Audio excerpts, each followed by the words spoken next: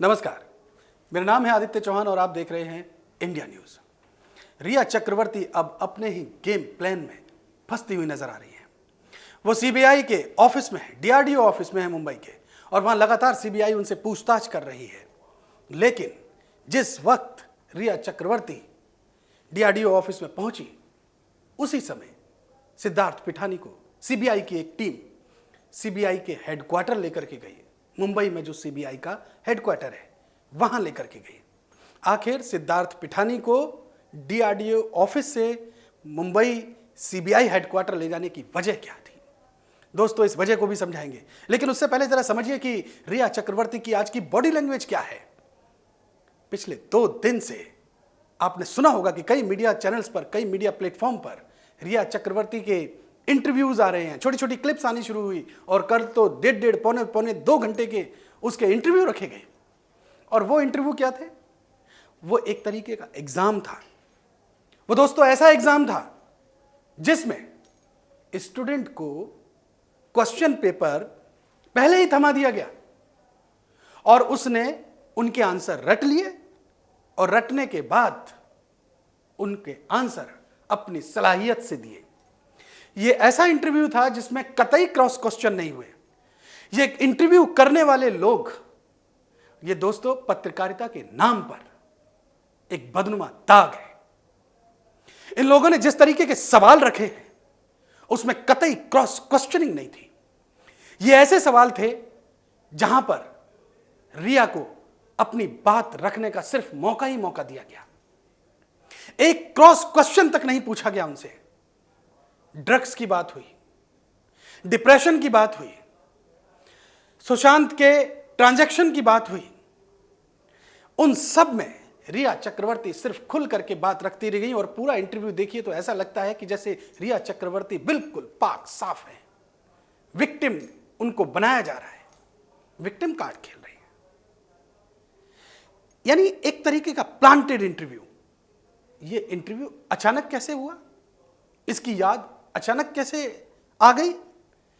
ऐसा क्या हुआ कि वो रिया चक्रवर्ती जो पिछले कई दिनों से लगातार खामोश बैठी हुई थी, उनके मुंह से एक शब्द नहीं निकल रहा था, ट्विटर, फेसबुक, इंस्टा, सब कुछ खामोश, लॉक्ड, लेकिन पिछले 2 दिनों में ये अचानक हरकत क्या हुई? इसको समझिए दोस्तों। सीबीआई ने, ईडी ने, एनसीबी ने जब अपनी इन्वेस्टिगेशन की तो दोस्तों उसमें 20 बड़े लोगों का नाम सामने आया।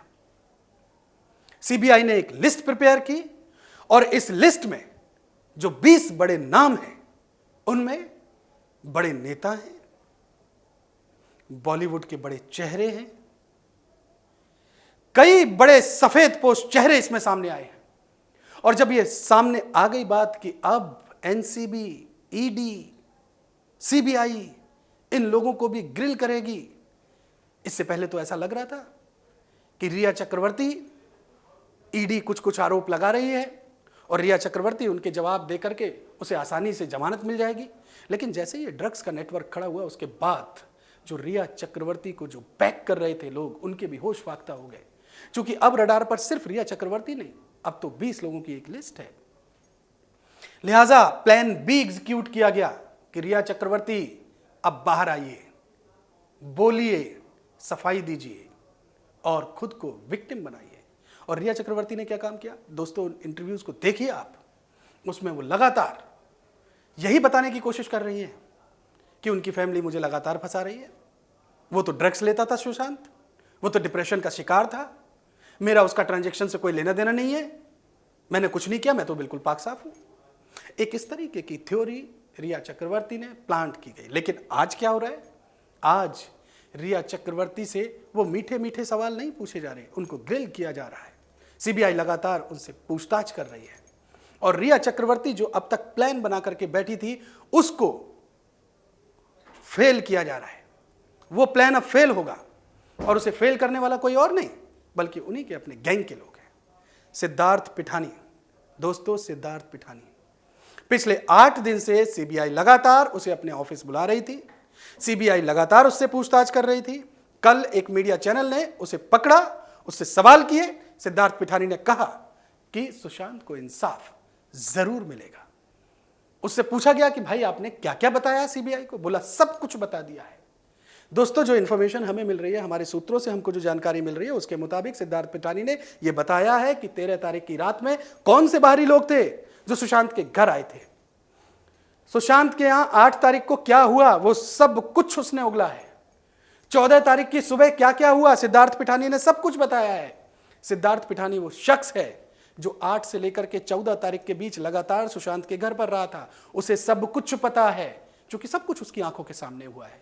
यही वो शख्स है जब दरवाजा खुला 14 तारीख को, जब पहली बार दरवाजे का ताला तोड़ा गया और ताला तोड़ने वाला जब चला गया, उसके बाद जो पहली बार कमरे में दाखिल हुआ तो सुशांत पिठानी ही वो पहला शख्स था जो कह रहा है कि हां, सुशांत सिंह पंखे पे लटके हुए थे।